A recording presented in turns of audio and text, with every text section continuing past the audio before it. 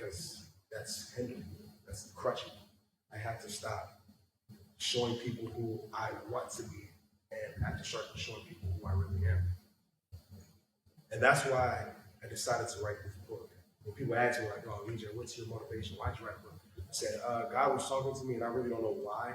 That's why I keep going. And for a lot of things I do, I just keep going because when I don't have an answer, I need to go find the answer. So, like, why do you continue to play football even though you just worked out for Pro Scouts? I don't really know. I have to go find the answer. Why do you write a book when people already know about you? It's like, I already know. I really don't know. Right? So I'm the type of person that have to go find answers. And that's why I urge you today is find answers within yourself and find answers in life. And how do we do that? We have to ask ourselves why. So today, as we go through the day, we're going to read a couple pages. We're going to talk a little bit. I'm going to make it as interactive as possible because I consider St. Michael's friends and family. And we're going to ask ourselves why in every step of this process, all right? So I'm going to start with reading just the first page. I'm not going to read the whole book, but I want to read the first page because the first page touched me hard, right? So the first page, it starts off introduction. Perfect is nothing in this world, yet everything is perfect in itself.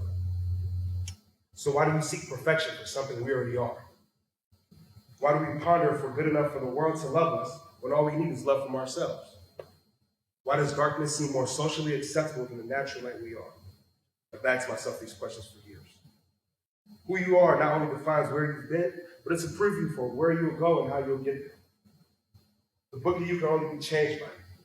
With knowing that information, you change the only thing that can change your narrative. Will you plant the seed of positivity in your mind and let it grow? For most, the seed of positivity has been planted but never watered. Your perception creates your reality, a reality you will breathe in. The life you live in is a living projection of your mind. And the only way to project positivity in your mind, in your life, is to change the only thing that you can control, you. You are the only thing in this world that you can control your thoughts, actions, and surroundings. For most of our lives, we don't realize that we hold the keys to our own future. We think our actions are controlled by variables we can't explain. When will we take control of our own lives and destiny? When will we realize we're not the only one going through the struggle? When will we realize we're not alone? At the end of the day, we're all just trying to survive the storm and everything that comes with it. So I want to harp on something. I want to beat something into you guys, right? Perfect is nothing in this world, yet everything is perfect in itself. That's kind of heavy. What does that mean? I have my perception of what that means, but everybody's is different, right? What does that mean for me? Perfect is nothing in this world. How many of you guys have been told, oh, you're perfect just the way you are? At the same token, how many of you guys have been told, oh, don't worry, honey, don't worry, sweetheart, don't worry, son, nobody's perfect. We go through life and we have people contradicting every step of it, which internally we contradict our thoughts, our actions, whatever the case may be. How am I perfect? And how am I not perfect at the same time? How do I do the right thing? But at the same time, it's okay if I do the wrong thing. It's okay to mess up. How do I be myself, but also fit in? Those are questions I ask myself at your age. We come to a school, high school, it's the biggest time. We fit in, we meet people, we mingle, whatever the case is.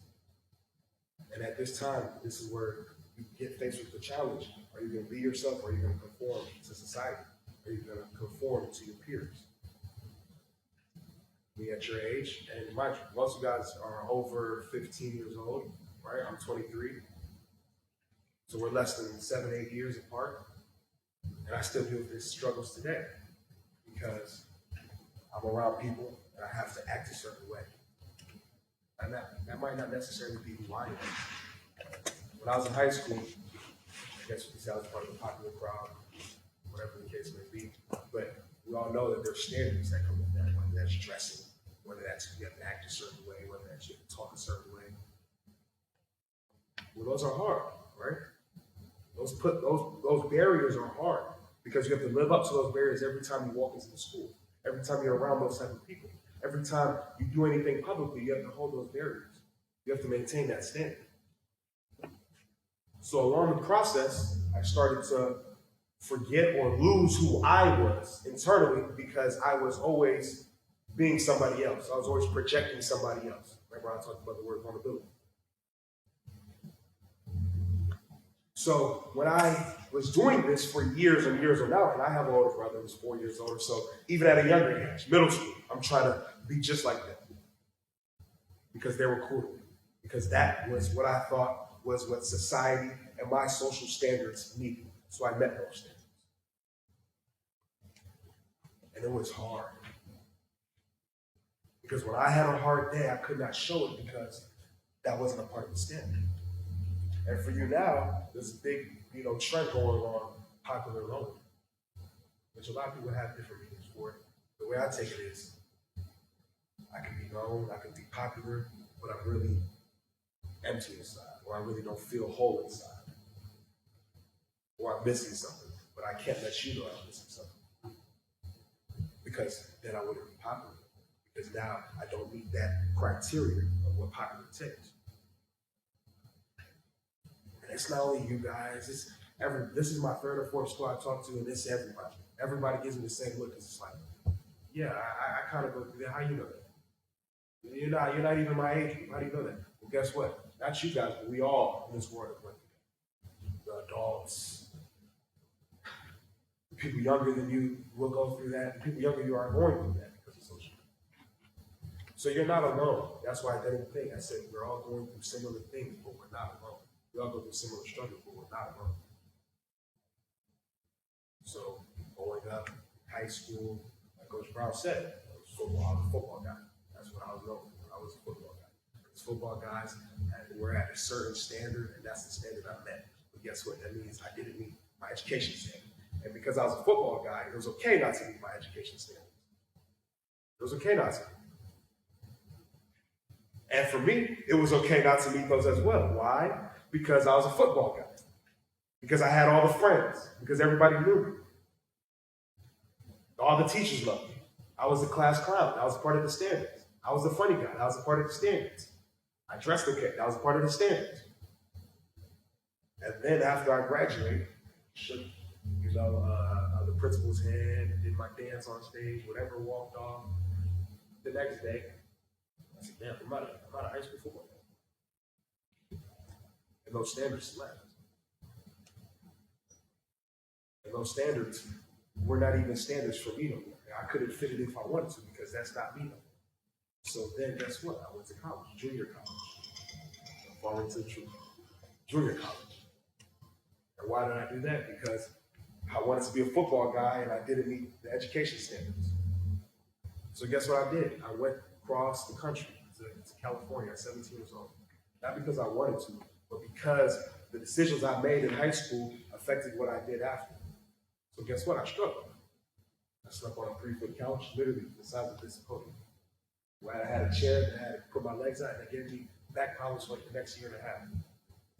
I slept with people that were not twice my age, but about 5 years older than me. So 17, I had roommates that were 23, drinking, smoking. I really wasn't into those things.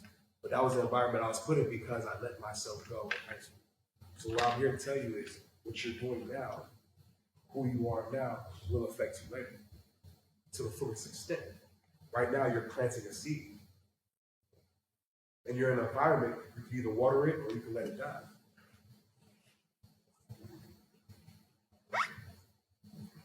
And it's like, well, I still got time to change. Yeah, you always have time to change. And that's the beauty of life. You can change at a dime. You can change at any moment. Because the way I perceive you doesn't make you who you are. What makes you who you are is the way you think your reality is. So the way you want to be, tomorrow you can change. If today I perceive you as you're this football guy, whatever the case is, tomorrow you can change and say I'm a science guy. Or tomorrow you can say I'm me, whoever.